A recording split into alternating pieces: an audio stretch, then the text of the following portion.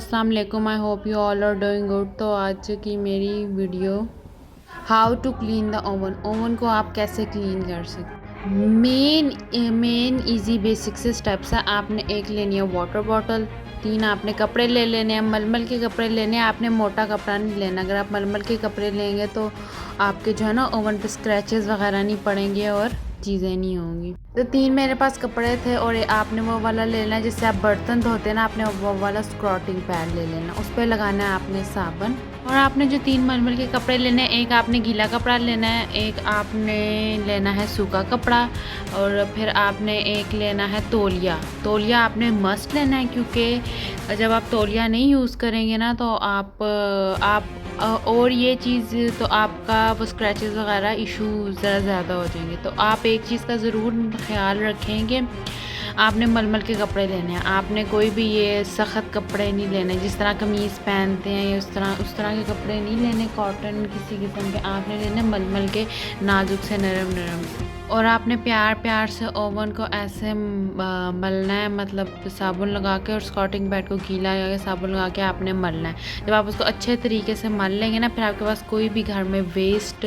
हुआ कपड़ा है, आपने फिर ये जो साबुन है ना, इसको अच्छे तरीके से ओवन को इतना साफ़ करना है कि ये जो साबुन है ये बिल्कुल उतर जाए। एक बात का आपने ज़रूर ख्याल रखना, जब आप ये ओवन को वॉश कर लेंगे ना तो उसके बाद आपने ओवन को सुखाना भी है। अगर वो ओवन में से लिटिल बिट ड्रॉप भी रह गया ना आपका, तो आप समझे कि आपका ओवन गया, या तो वो स्पार्क करेगा या वो ओवन जो है बहुत ज़्यादा पटाखा बजाएगा या आपका ओवन ख़राब हो जाएगा। अगर सर्दियां हैं तो आपने अपने ओवन को खुला छोड़ना है कि आपके ओवन में गीलापन ना रहे और जंग ना लगे। तो आपने इन चीज़ों का वो ख़ास ख्याल रखना है। अगर तो आप एक्सपर्ट हैं तो आप अगर बेकिंग चीज़ों वगैरह में एक्सपर्ट हैं या अपने पैसे से चीज़ ली हो तो फिर बंदे को कदर भी होती है।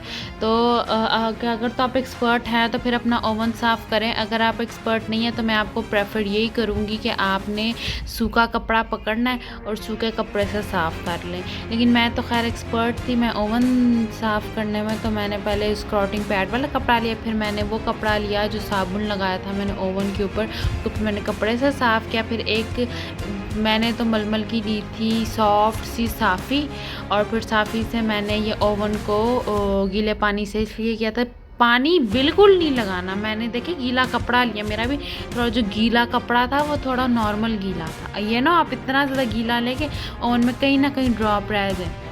आपने नॉर्मल सा कपड़ा लेना है, तो उसको अच्छे तरीके से जितना साबुन आपने लगाया है ना उसको अच्छे तरीके से गीला कपड़ा मार देना। अभी साबुन तो आपका आप समझे आपका उतरा ही नहीं है, अभी सिर्फ गीला कपड़ा मार के आपने उसको गीला किया है, मिट्टी को थोड़ा वार्म अप किया है और ओवन में जितनी भी डर्ट थी उसको साफ़ वगैरह की है। ये मेहनत वाला बहुत काम है, लेकिन अगर तो आप एक्सपर्ट हैं तो आप ये काम करना, और अगर आप एक्सपर्ट नहीं हैं तो मैं आपको यही कहूँगी कि आप जो है वो आम सा कॉटन का कपड़ा लेके उसको हल्का हल्का गीला करके लगा के और खुश कर ले। फिर आप स्क्रॉटिंग पैड, बटनों वाला जो स्क्रॉटिंग पैड है उससे आपने जो है वो साबुन लगा के नहीं साफ़ करना। मेरे पास विम भी था, लेकिन विम जो था वो उतरता नहीं है, तो मेरे पास साबुन था तो मैंने साबुन से अच्छे तरीके से साफ़ कर दिया कि मेरा जो ओवन है वो कहीं ना कहीं पानी ना रहे, कहीं ना कहीं चीज़ ना रहे।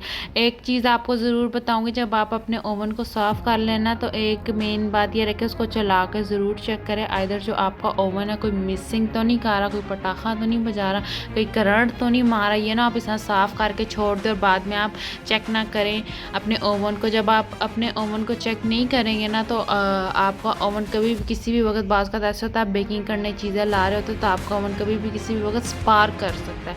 तो उस चीज़ के स्पार्किंग से बचने के लिए आप अपने ओवन को साफ़ करने के बाद अपनी मेन जो प्रिकॉशंस आप लोगों को मैंने बताई हैं उसको फॉलो करेंगे, आपके वो यकीन माने 15 to 20 to 30 मिनट से ज़्यादा, आधे घंटे से ज़्यादा आपका टाइम नहीं लगेगा और आप बहुत आसानी से आपका साफ़ भी हो जाएगा। फिर यहाँ पे मैंने जब ओवन साफ़ किया था ना गीले पानी से और सूखे स्क्रॉटिंग पैड से, पहले मैंने मला था, पहले मैंने जो डर्ट थी ना उसको उतारी थी कपड़े से।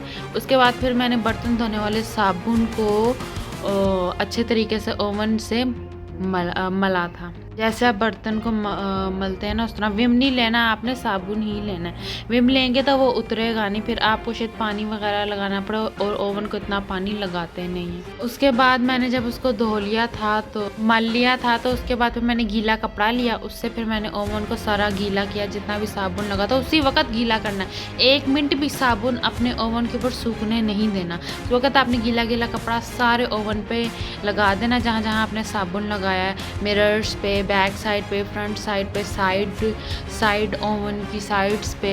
ये जो आपने ये एक्यूरेट रॉड्स हैं, इन पे साबुन लगाया, तो आपने जल्दी से कोशिश ये करनी है इन पे फटाफट गीला कपड़ा मार के, और कोई सा भी तौलिया ले ले, अपना तौलिया यूज़ कर ले, फिर आपने धो के तो उसके बाद यूज़ करना ही है।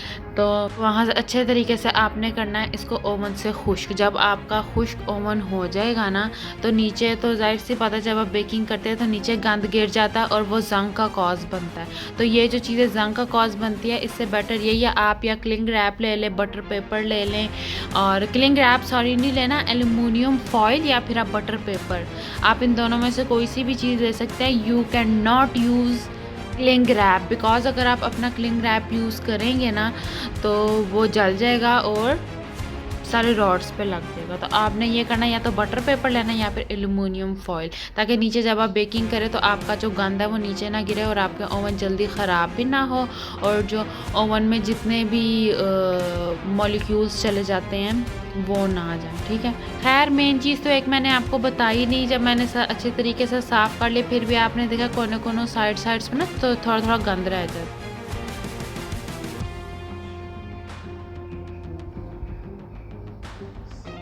उसको आपने टूथब्रश से साफ़ करके फिर कपड़े से करना, वो इतना मुश्किल नहीं होगा। अगर आप मेरे प्रिकॉशंस को फॉलो करके अपना ओवन धोएंगे ना, तो आपका ओवन बहुत अच्छा धोया जाएगा। जैसे ये देखिए, आप मेरी फाइनल लुक देख सकते हैं कितना अच्छा मैंने ओवन धोया था। हालांकि I am not expert in washing oven और क्लीनिंग द ओवन, बट मैंने जब इसको साफ़ किया था ना, जो मेन प्रिकॉशंस मैं आपको बता रही हूँ, आप उनको फॉलो करके अपना साफ़ करेंगे तो आपका बहुत अच्छे तरीके से साफ़। अगर तो आपके ओवन में जंग लगाना, सबसे बड़ी बात मैं आपको कहूँगी, पानी ना अपने ओवन में लगाएं। अगर तो आपको पता कि आपके ओवन में बहुत ज़्यादा जंग लगा है और वो इशू क्रिएट करेगा, so I suggest you not to use oven का यूज़।